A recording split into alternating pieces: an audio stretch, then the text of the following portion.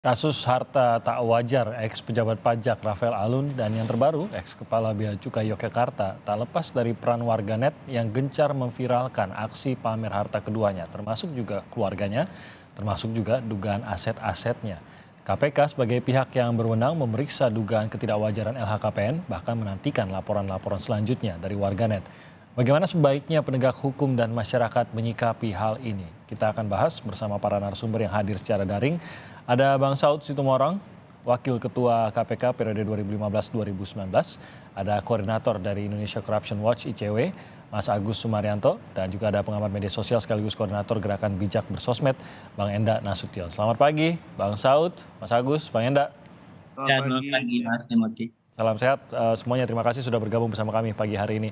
Saya mungkin ke Bang Enda dulu.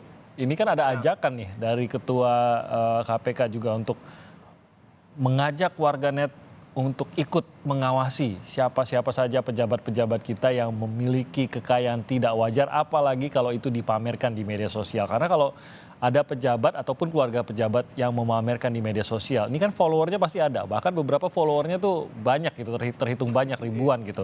Satu saja sudah bisa melaporkan. Tapi apakah ini disambut baik atau tidak nih yang terdeteksi oleh Bang Enda nih? Ajakan ini disambut baik atau tidak sih oleh netizen? Saya kira sebagian besar sih menyambut baik ya. Dan memang ini kan sebenarnya yang diimpikan dari dulu tuh civil society dalam bentuk digitalnya ini bisa jadi semacam watchdog gitu. Kalau dulu kita watchdognya justru juga teman-teman media ya, yang mungkin apa yang disampaikan oleh teman-teman media dikoreksi juga.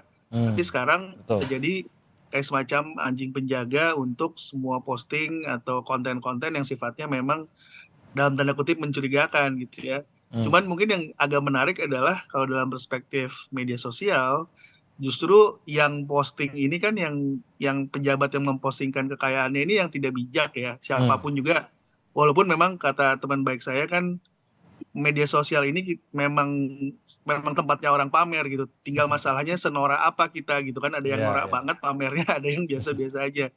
Nah, justru mungkin dalam tanda kutip ya, koruptor-koruptor yang bijak menggunakan media sosialnya ini justru tidak akan terpantau karena mereka udah lebih pintar untuk tidak Iya. memamerkan kekayaannya gitu. Justru yang memang agak-agak nggak ngerti digital, agak-agak nggak ngerti media sosial, terutama mungkin termasuk juga anggota keluarga ya. Biasanya karena kan yang dipantau biasanya hanya pejabatnya saja, Iya, itu betul. yang kemudian bisa jadi mungkin teman-teman di ya netizen-netizen Indonesia bisa ambil peran lebih banyak gitu. Itu kan biasanya kalau pejabat publiknya atau pejabat pemerintahnya itu dia memahami gitu posisinya Ya, sehingga ya. lebih banyak mungkin untuk sosialisasi dalam pekerjaannya apa dan lain-lain. Padahal kalau dipantau mungkin keluarganya, istri atau suaminya atau anak-anaknya itu Ya, berbeda drastis gitu ya. Yang di sini malah pamer habis-habisan gitu apa uang yang mereka betul. miliki gitu. Dan mungkin bisa jadi malah kalau zaman sekarang ya, kadang-kadang kemarin saya juga dengar komentar, ini kalau ada orang nggak punya akun sosmed, jadi malah mencurigakan gitu. Mungkin Hmm. ada yang disembunyikan gitu ya, atau mungkin ada masalah atau ada apa gitu. Itu juga bisa jadi salah satu ini. Tapi kurang lebih memang intinya sekarang masyarakat dan teman-teman di KPK, di ICW bisa saling bahu membahu ya untuk kemudian memantau siapa-siapa yang punya akses wealth gitu yang Ya. kurang lebih yang mencurigakan gitu. Oke, saya ke Mas Agus. Ini menanggapinya harus seperti apa nih, Mas Agus? Tentu ya tadi seperti kata Bang Enda, netizen menyambut baik dalam arti saya yakin banyak netizen juga yang sudah mengetahui, entah itu pejabat di pusat maupun di daerah yang mungkin lebih tidak terpantau lagi, tapi mereka tahu orang ini adalah pejabat, harta kekayaannya agak tidak wajar melebihi dari seharusnya, tapi ya selama ini nggak tahu bahwa itu seharusnya dilaporkan atau tidak. Nah, menanggapinya seperti apa? Apakah memang ya inilah yang kita tunggu-tunggu atau justru wah sebenarnya jangan sampai kita bergantung pada laporan masyarakat untuk hal ini? Ya, kalau saya melihat ini adalah bentuk dari, partisipasi masyarakat dalam pemberantasan korupsi ya dan, aturan itu sebenarnya sudah banyak tersebar di berbagai regulasi termasuk undang-undang anti korupsi sendiri.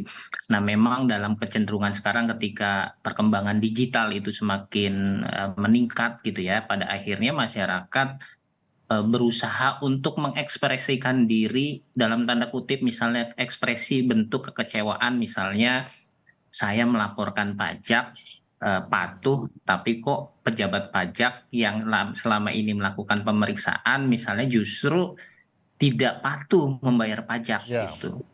Nah, ini jadi persoalan, sehingga menurut saya itu yang memicu, salah satunya yang memicu netizen dalam hal ini kemudian menyampaikan berbagai temuan mereka. Dan nature-nya menurut saya, orang yang memiliki kekayaan itu tidak akan mungkin selamanya menyembunyikan. Hmm, hmm. Ya, karena Ada pada akhirnya dorongan dari dalam gitu ya, Mas Agus ya. dia harus membelanjakan loh. Buat apa saya punya uang banyak, kemudian saya simpan-simpan. Hmm, Mau ditaruh di bank akan alarm dari PPATK karena sudah ada kerjasama dengan pihak bank. Misalnya kalau ada jumlah rekening yang luar biasa besarnya, kemudian ada transaksi, itu akan terekod di PPATK. ya. Dan pihak bank juga harus melaporkan.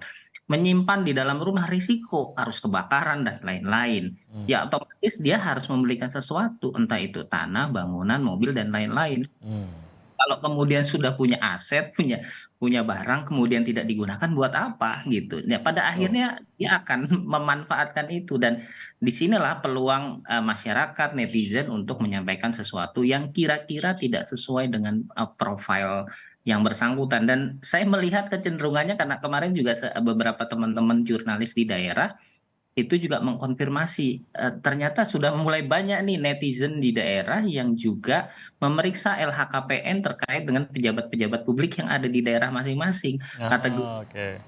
juga mulai itu dilaporkan, kok ada seorang kepala dinas atau kepala bagian di pemerintah daerah tertentu, jumlah uangnya tidak jauh berbeda nih dengan yang ramai sekarang ini, Pak Rafael dan lain-lain Hmm, gitu ya. hmm. Kok sampai ada yang 20 miliar, 15 miliar, dan lain-lain. Nah, ini kan sebenarnya saya harap ini bisa menjadi lebih masif dan itu bisa dimanfaatkan oleh baik itu oleh KPK ataupun juga aparatur-aparatur pengawas di internal mereka.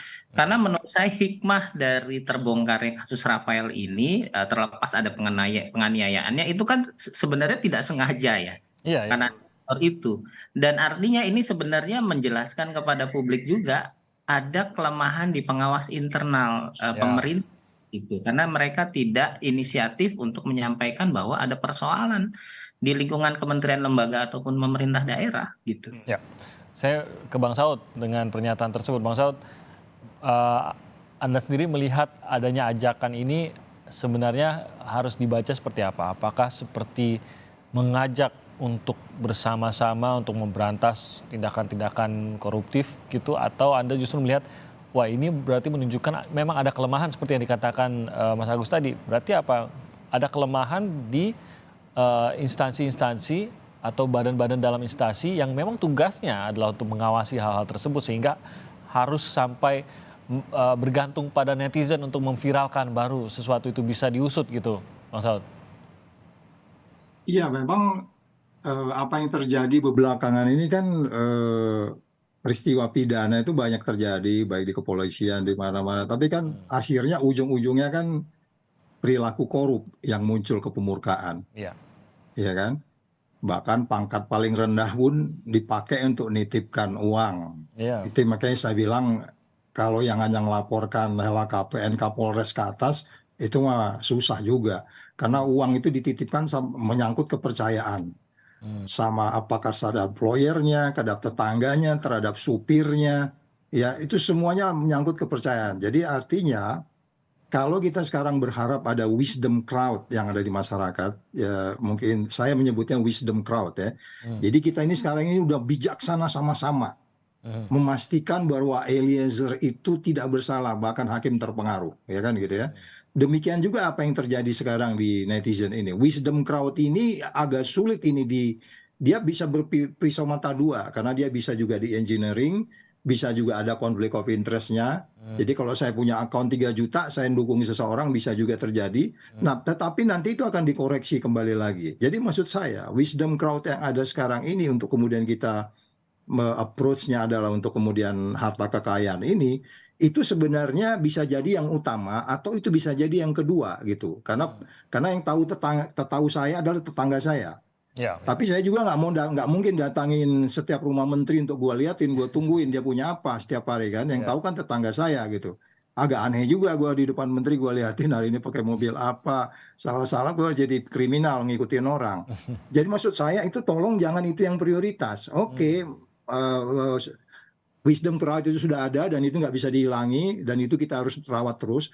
Tapi yang utama adalah apa yang dilakukan oleh teman-teman di ICW tahun 2015 ketika saya mulai masuk di KPK itu, kita pingin sebenarnya mengubah Undang-Undang Tipikor supaya di dalamnya itu tahun 2015 nanti pasti Pak Agus ingat ya. Jadi di situ termasuk TPPU, termasuk perampasan aset, itu semua satu paket supaya jadi nggak kayak sekarang ini. Hari ini kan orang mulai bicara yang namanya perampasan aset. Perampasan aset itu kalau mau didebat 3 hari 3 malam tuh bisa kita bawa itu melawan Undang-Undang 45 karena setiap orang punya hak untuk memiliki benda gitu. Ya. Ya itu debat lagi sama dengan pasal 26-nya Undang-Undang TPPU. Ya walaupun kita nggak perlu predikat crime sebenarnya kalau pasal 669 itu gitu. Tetapi kan orang lagi ribut. Jadi maksud saya, kalau saya bilang sih sebenarnya tadinya itu sudah benar di awal itu teman-teman di ICW untuk kemudian oke, Undang-Undang Tipikor itu kita sasar. Bisa di situ nanti perampasan aset, pencucian uang, kemudian yang lain-lain semua gitu. Tapi alih-alih mengubah Undang-Undang Tipikor yang diubah itu Undang-Undang KPK, hancurlah negeri ini kan gitu. Ya, ya. Iya, iya, dan kita memang melihat ini sayangnya adalah bahwa pasti kita akan melihat bahwa kok sampai harus begini karena ada kelemahan-kelemahan yang terjadi. Tapi lagi-lagi tadi seperti kata Bang Enda, ini kan sambutannya cukup baik. Tapi terlihat tidak Bang Enda? Terlihat tidak ada peningkatan dari pergerakan masyarakat terkait dengan pelaporan-pelaporan aset mencurigakan dari pejabat-pejabat di sekitarnya gitu. Nah, itu yang mungkin kita harus lihat lagi dalam beberapa saat ke depan ya. Karena memang biasanya yang terjadi kan sporadis ya. Jadi begitu ada sebuah kasus yang viral, lalu kemudian orang punya inisiatif, cari data kekayaan, cari berbagai data, biasanya nama perusahaan dan segala macam. Jadi ini sebenarnya juga memanfaatkan transparansi data yang ada gitu. Jadi yang lucu adalah sebenarnya datanya ini sebenarnya ada, tapi mungkin karena terlalu banyak pejabat, karena terlalu sedikit waktu, akhirnya tidak terpantau semua gitu. Jadi memang ada defisit attention ya, yang kemudian akhirnya kita cuma bisa punya fokus ke isu-isu tertentu yang dalam tanda kutip lagi viral gitu kan.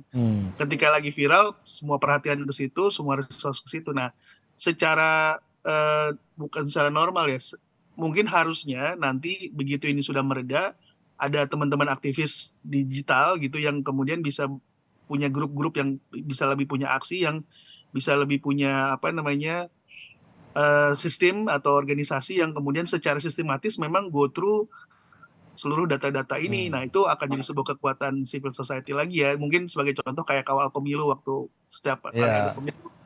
Jadi lebih cermat, lalu kita bisa supply ke Mas Agus misalnya ke ICW atau ke KPK atau siapapun. Nah, itu akan jadi lebih baik lagi seperti itu. Jadi nggak cuma sekedar kekuatan teman-teman yang sporadis kita nggak tahu, tapi jadi lebih terorganisir.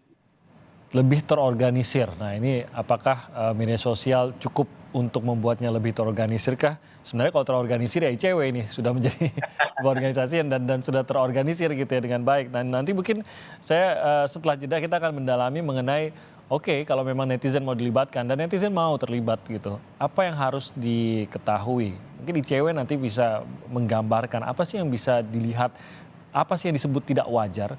Dan dari Bang Saud nanti saya ingin tahu juga, sepengalaman Bang Saud sebenarnya ada kapasitas itu tidak sih kalau memang tiba-tiba dibanjiri oleh berbagai laporan? Karena kan laporannya bisa macam-macam nih Bang Saud. Ada yang benar-benar bisa memperlihatkan oh ini begini media sosialnya, atau ada bahkan cuma sekedar mencurigai saja karena melihat pernah posting sebuah tas akhirnya jadi laporan, akhirnya KPK malah kebanjiran laporan, nggak tahu yang mana yang mau diurus gitu. Apakah nanti akan mengalami itu juga? Kita akan bahas usai jeda berikut ini. Tetap bersama kami.